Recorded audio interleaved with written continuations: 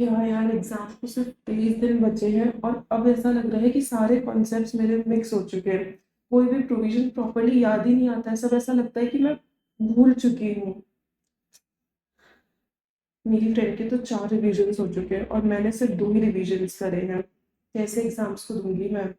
Mock test भी तो एक ही दिए हैं। प्रॉपर प्रैक्टिस भी नहीं हुई है मेरी तो क्वेश्चंस लिखने की। क्या होगा मेरा इस एग्जाम में? Are you having the same feeling?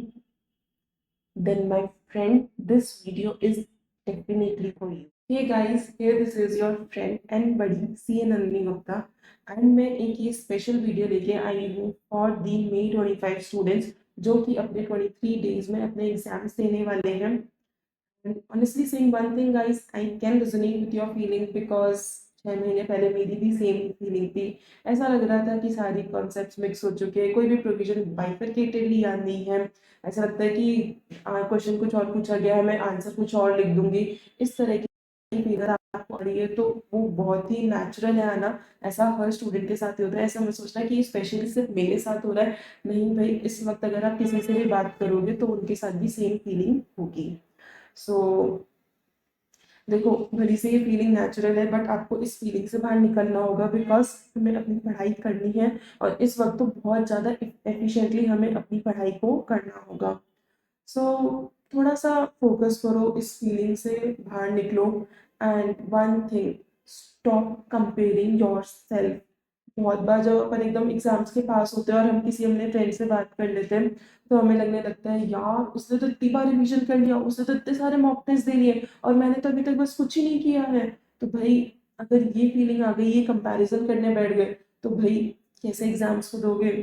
अपने आप में पढ़ ही नहीं पाओगे भाई। जिस दिन ये फीलिंग आ गई कि यार मैंने तो कुछ किया ही नहीं अभी तक, तो भाई पढ़ ही नहीं पाओगे। जो आगे आप कर सकते थे कुछ बचे हुए दिनों में, वो भी नहीं कर पाओगे।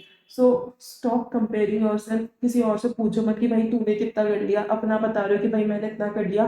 ना किसी से कंपैरिजन करो, ना किसी और को मौका दो कि वो तुमसे कंपैरिजन करे। अपने आप में रहो कि भाई मैंने इतना कर लिया and I believe my self कि मैंने जितना किया है उसमें मैं अपना बेस्ट परफॉर्म करूंगी और मुझे उसमें बेस्ट रिजल्ट ही मिलेगा। सो सबसे पहले stop comparing yourself, be the best version of yourself. अगर आपको किसी से भी कंपेयर करना है तो वो खुद से करो। हमेशा ऐसे कंपेयर करो कि कल भाई मैंने इफेक्टिवली, भाई मैं इफेक्टिवली एंड एफिशिएंटली बोल रही हूँ, मैंने अपनी 8 घंटे की पढ़ाई करी थी। आज मैं इफेक्टिवली अपने 10 घंटे की पढ़ाई करने वाली हूँ।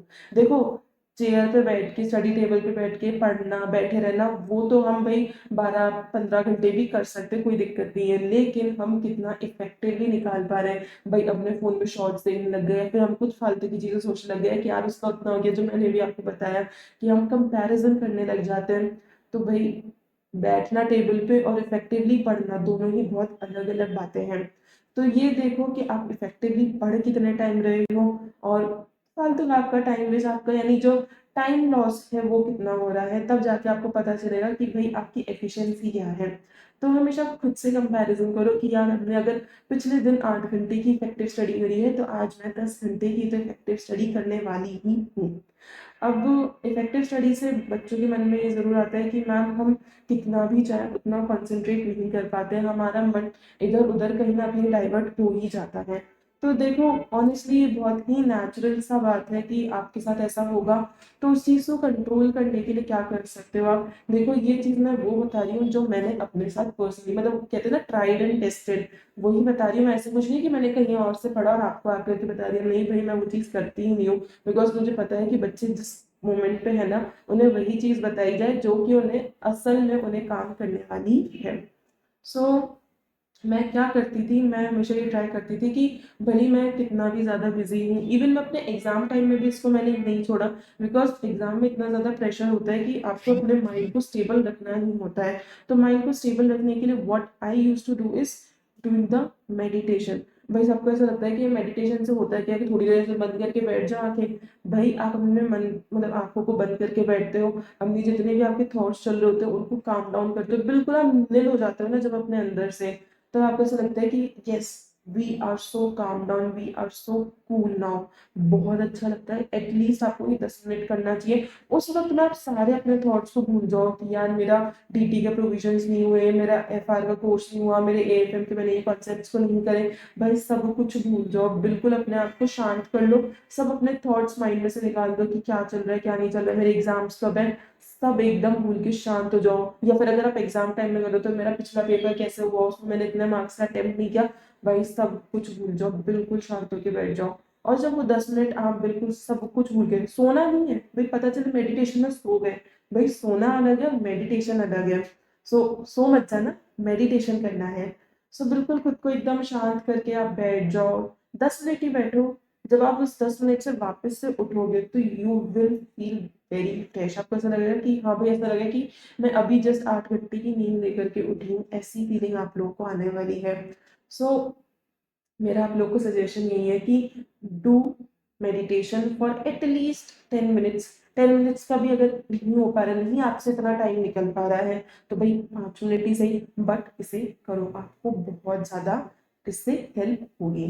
दूसरा बात, भाई देखो ऐसे नहीं करना है कि हमें इफेक्टिवली स्टडी करनी है तो मैं अब अपनी टेबल पे अपनी चेयर पे 15 घंटे के लिए चिपक के बैठ गई या 12 घंटे के लिए चिपक के बैठ गई। भाई उससे कुछ नहीं होने वाला है। आप या तो फोन में अपना टाइम निकाल दोगे, या फिर अपनी टेबल पे सो के टाइम निकाल दोगे, या फिर कुछ और अपने थॉट्स में लग जाओगे, या प्रोक्रेस्टिनेशन करने लग जाओगे। तो भाई इस तरह की चीज नहीं करनी है। आपको क्या करना है, अपने जो भी आप टाइम शेड्यूल बनाओ कि भाई अब मैं ना अपने 2 घंटे मैं बस एकदम पढ़ूंगी पढ़ूंगी, कोई फोन नहीं, कुछ नहीं, किसी से कोई बातचीत नहीं। 2 घंटे एकदम पढ़ूंगी and then I will take a break from the study. And मैं जो भी है अपने 10 मिनट का 15 मिनट का एक ब्रेक लूंगी, जिसमें या तो मैं, अगर मेरे घर के सामने कोई पार्क है, मेरे घर के पास कोई पार्क है, तो मैं वहां जाके कुछ वॉक करके आऊंगी। अगर पार्क नहीं है तो मैं अपने घर की जो छत है उस पर जाके वॉक करूंगी, या नीचे थोड़ा सा आके मम्मी पापा से बात करके अपने माइंड को रिफ्रेश करूंगी। मेरा कहना बस इतना सा है, खुद के माइंड को थोड़ा सा रिफ्रेश करना। भाई हमने 2 घंटे 2.5 घंटे जो भी हमने पढ़ाई कर ली है, तो आपके माइंड में बहुत सारे मतलब होते हैं ना प्रोविजन चलने लग जाते हैं, तो उनको एक बार सेटल डाउन करने के लिए अपने माइंड में आपको थोड़ा सा ब्रेक लेना चाहिए। अब वो ब्रेक मोबाइल से नहीं लेना है, भाई आपका वैसे ही इतना स्टडी टाइम है, आप अपनी आंखों को वैसे ही इतना दुखा रहे हो, ऊपर से ब्रेक के लिए भी आपने मोबाइल यूज किया। तो वो चीज नहीं करनी है आपको।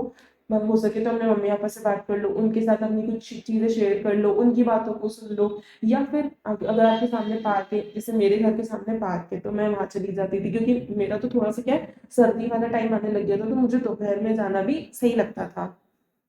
बाकी आप अपनी छत पे भी जा सकते हो। इवन अगर आपने लंच डिनर किया तो उसके बाद भी आप कुछ थोड़ा सा वॉक कर सकते हो घर में, या फिर अगर आपके घर में पेट है तो पेट के साथ थोड़ा सा खेल सकते हो। ये चीजें वो हैं जो आपको थोड़ा सा रिफ्रेश कर देंगी, एंड आप ज्यादा इफेक्टिवली काम को कर पाओगे।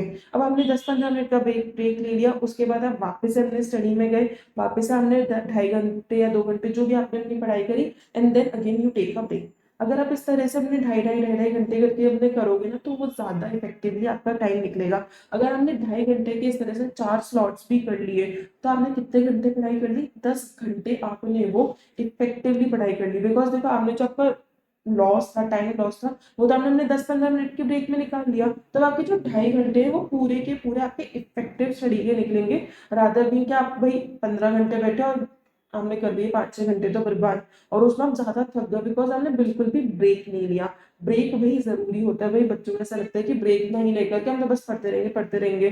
भाई इंटरमीडिएट तक मेरी भी यही थॉट थी, बट उसके बाद ये चीजें चेंज हुई। मुझे लगा कि यार ब्रेक्स आर वेरी इंपॉर्टेंट। आपका माइंड भाई रोबोट नहीं है कि बस चलता रहेगा चलता रहेगा चलता रहेगा, इसको ब्रेक की जरूरत होती है।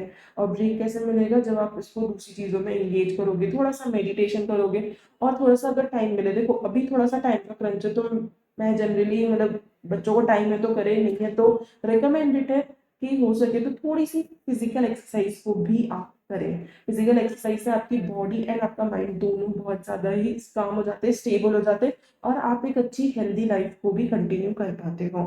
सो ये सब चीजें वो हैं जो कि आपकी जो होते हैं ना प्रोडक्टिविटी को, आपकी एफिशिएंसी को इंक्रीज करेंगे। सो ये आपको ध्यान देना चाहिए और इस पे वर्कआउट करना चाहिए। तो मैंने इस वीडियो में आप लोगों के साथ दो बातें कर ली। सबसे पहले तो अपने आप को किसी से भी कंपेयर मत करना, be the best version of your self. And दूसरा कि आप अपनी प्रोडक्टिविटी कैसे इंक्रीज कर सकते हो। वीडियो के एंड में बस इतना ही कहना चाहूँगी कि देखो सिर्फ 23 दिन बचे, ये 23 दिन आपके ऐसे होने चाहिए कि भाई बस इसमें फोड़ के रख देना है। हर कॉन्सेप्ट, हर प्रोविजन इतने अच्छे से करो, इतना इन डेप्थ, इतना क्लियरली करो। भाई मैं ये नहीं कह रही कि आप कितनी बार अपना रिवीजन करते हैं, how many times you did your revision, but what I am trying to say is कि कितना आप अच्छे से अपने चीज़ों को रिवाइज करते हो। भाई देखो अगर आपने 2 बार भी रिवीजन किया है ना, और आपने बहुत अच्छे से किया है, इन डेप्थ क्लियरली हर चीज़ को समझ के किया है, तो आप 2 बार के रिवीजन में भी अपने अच्छे मार्क्स, अपनी अच्छी examination, and even for a rank you can aim for it. So ये मैटर नहीं करता कितनी बार रिवीजन है, बट ये मैटर ज़रूर करता है कि कितने अच्छे से रिवीजन किए हुए हैं। सो ये 23 दिन ऐसे होने चाहिए कि भाई एकदम मज़ेदार वाले आपके रिवीजन होने चाहिए, ताकि आप अच्छे से अच्छा परफॉर्म कर सको अपने एग्जाम्स में। एंड मैं हमेशा एक बात ये कहती हूँ कि ठीक है, अपने लिए तो हर कोई मेहनत करता है, बट ये ज़रूर याद रखना कि ये मेहनत सिर्फ आप अपने लिए नहीं कर रहे हो, this hard work you are doing also for your parents. आप जिस दिन सीए बनोगे ना, तो आपसे ज़्यादा आपके पेरेंट्स खुश होंगे। So always remember this thing, you are not doing only for yourself. So ये बात याद रखना। And I believe, I firmly believe कि जब आपके दिमाग में, आपके दिल में ये चीज़ बार बार घूमेगी ना, you will give the 1000% better. I can bet on it भाई। ये फीलिंग मेरे अंदर भी, जब मैंने सिर्फ 1.5 महीना बचा था, ये फीलिंग मेरे अंदर बार बार आ रही थी। So I can firmly believe over that कि हाँ भाई आप लोग भी बहुत बहुत बहुत अच्छा परफॉर्म करोगे, बिकॉज इस फीलिंग के बाद मैंने भी अपने आप में बहुत चेंजेस फील किए थे। सो इतना ही था मुझे आप लोगों के साथ इस वीडियो में शेयर करने का। मोटिवेशन कहते हैं कि भाई हमें मोटिवेशन चाहिए, कोई हमें मोटिवेशन दे, स्टूडेंट्स मोटिवेशनल वीडियोस को ढूंढते हैं, बट मेरा कहना ये है कि मोटिवेशन ऐसा नहीं होता कि जो हमें बाहर से किसी ने दिया एंड हम मोटिवेट होकर हम काम करने लग गए। भाई जो हमें ये बाहर से मोटिवेशन मिलेगा वो कितने टाइम रहने वाला है, 1 दिन 2 दिन, दिन खत्म हो जाएगा। लेकिन जो मोटिवेशन आपको अंदर से आएगा, मैं हमेशा यही ट्राई करती हूँ कि आपको वो मोटिवेशन दूँ जो आपको अंदर से जगाए, आपको अंदर से मोटिवेट करे, आपके अंदर से फीलिंग आए कि हाँ मुझे ये करना है और किसी भी हालत में इसी बार में करना है। सो अपने अंदर से मोटिवेशन लेके आओ, बाहर से मोटिवेशन मत ढूंढो, बिकॉज बाहर से मिला मोटिवेशन कुछ टाइम ही रहेगा, लेकिन जिस दिन आप अंदर से मोटिवेट हो गए, अंदर से लगने लग गया कि यार ये अटेम्प्ट आखिरी अटेम्प्ट है मेरा, तो उस दिन भाई आपको कोई नहीं रोक सकता सीए बनने से। So this was whole about the video. Video पसंद आई हो, लगे कि हाँ हम फाइनली, हम जो परेशान थे अपने अटेम्प्ट को लेकर के, उससे थोड़ा सा बाहर निकले हैं, तो वीडियो को एक लाइक और शेयर ज़रूर कीजिएगा, एंड एक कमेंट करके भी मुझे ज़रूर बताइएगा कि कैसा लगा। और अगर इस तरह की वीडियोस अगर आपको और चाहिए हो तो भी मुझे बताइएगा, I will definitely try to make some videos too. So अभी के लिए मैं आप लोगों से विदा लेती हूँ। This is P Nandini Gupta signing off.